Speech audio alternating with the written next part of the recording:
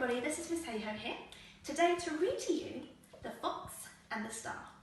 So take a seat, get comfortable, and let's enjoy. Once there was a fox who lived in a deep, dense forest.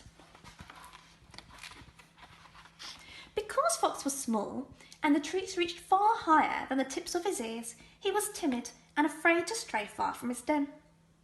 And yet, for as long as Fox could remember, he would wake at night to the cool, calm light of the star. There we go, our beautiful star. Together, they made paths through the trees, Star brightening the shadows ahead. Star was Fox's only friend. Star would light the way for Fox as he foraged for beetles and ran wild in the tangled thorns. Star looked on when Fox chased the rabbits and raced through the thicket. Even when the rain fell, Fox felt fine. He asked Star to shine through the clouds so he could dance to the rain's tapping beat. All of Fox's happiness was bound to the flickering light of the star, and so it had always been. There we are.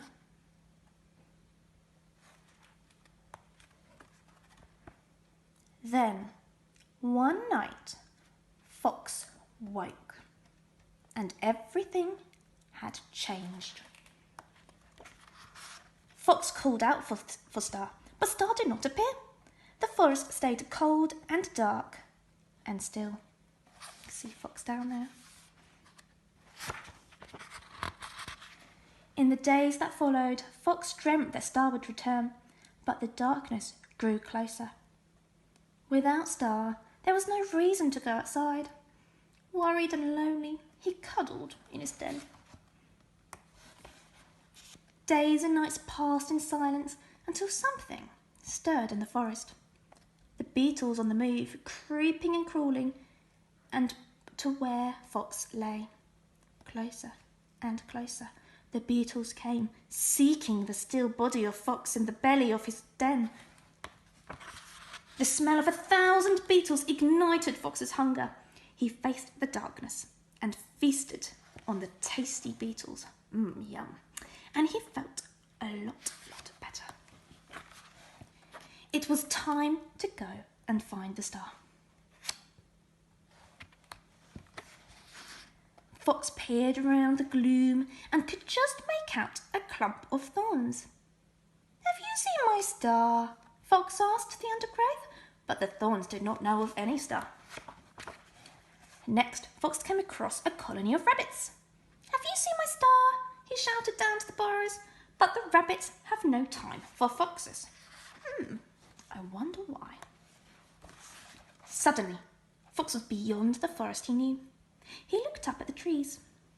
"Have you seen my star?" he cried, but the trees were too tall to hear him. Fox found himself in a quiet, empty clearing that he had never seen before. He sank to the ground and he fell asleep. There he is. Fox woke to the sound of falling rain. He wanted to know if the rain had seen Star on its travels, but he did not know how to wash the raindrops.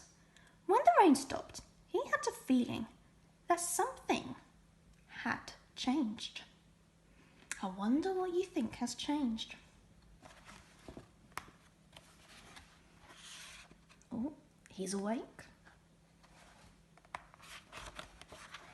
Fox called out to the forest, to the trees and the leaves, to the rabbits and the beetles, to the tangle of thorns and the life he had left behind. Where did the star go? He stayed still, just listening to the noises of the forest, watching the beetles settle on the ground. The leaves settle on the ground, I should say.